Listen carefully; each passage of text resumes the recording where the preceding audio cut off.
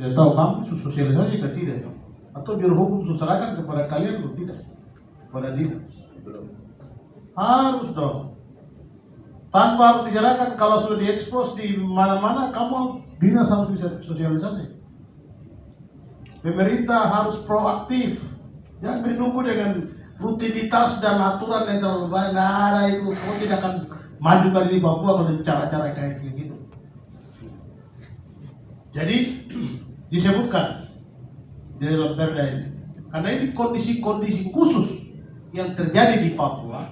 Karena kalau mau bikin perda, pemerintah melalui Undang-Undang Nomor 12 Tahun 2011 mengatur bahwa materi muatan sebuah peraturan daerah dimungkinkan untuk kondisi-kondisi khusus di daerah.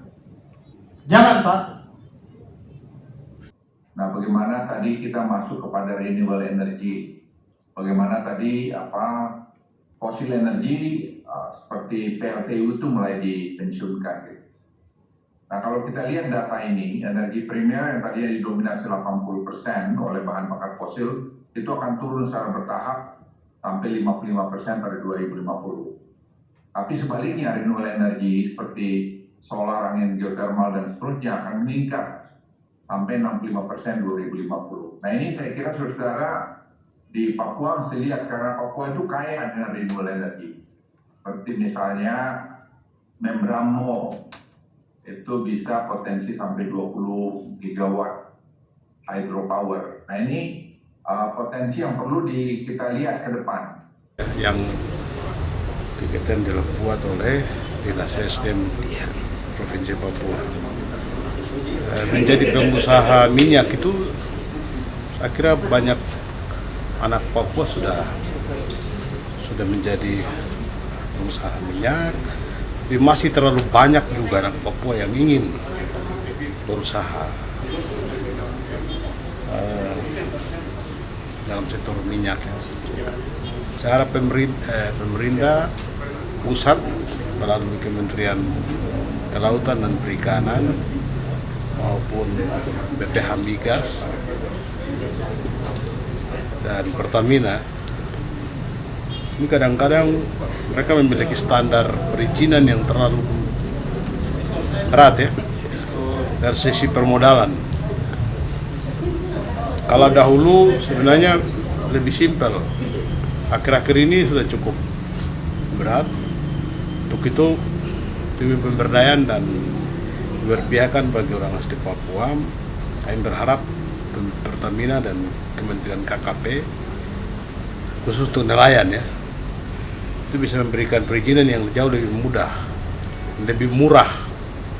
Ya, saya kira kalau membangun untuk nelayan, taruhlah di pinggir sungai atau di laut atau di dekat dermaga, sebenarnya penampungan dengan alat-alat yang jauh lebih manual sebenarnya bisa dilakukan oleh anak Papua.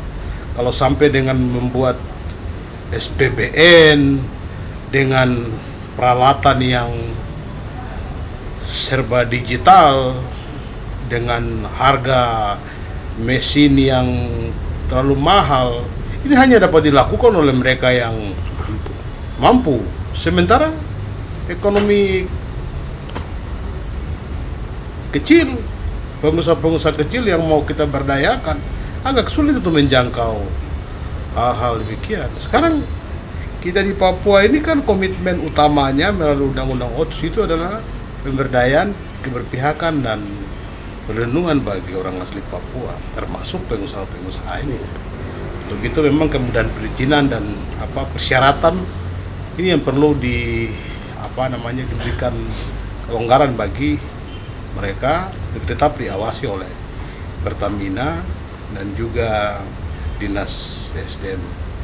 Ini yang kita harapkan dalam regulasi ini dapat diatur dan juga itu menjadi catatan untuk pemerintah. Yang berikutnya, dengan ini kita berharap supaya penimbun BBM dapat diatasi ya. Dan juga oknum-oknum anggota TNI dan Polri saya harap tidak lagi bermain BBM. kira gaji sudah cukup. Bikin kaya mau tambah kaya lagi. Kasih kesempatan kepada Papua untuk bisa berusaha. Mungkin yang FGD Ya begitu. Kalau ini kan mereka mau menggunakan inisiatif menggunakan inisiatif eksekutif. Jadi nanti OPD akan mengusulkan ke Biro Hukum, dari Biro Hukum akan kirim ke DPR. Tapi manakala kami anggota DPR merasa ini penting, kita bisa saja potong Kompas. Seperti saya bisa saja potong Kompas. Sudah, kau usah lewat Biro Hukum. Yuk langsung saja bawa ke DPR supaya kita dorong melalui inisiatif DPR. Jadi itu bisa karena pembuatan perda itu ada 2 pintu, baik eksekutif maupun legislatif. Jadi karena ini penting ya bisa saja nanti kemudian kita dorong melalui legislatif. Oke, ya.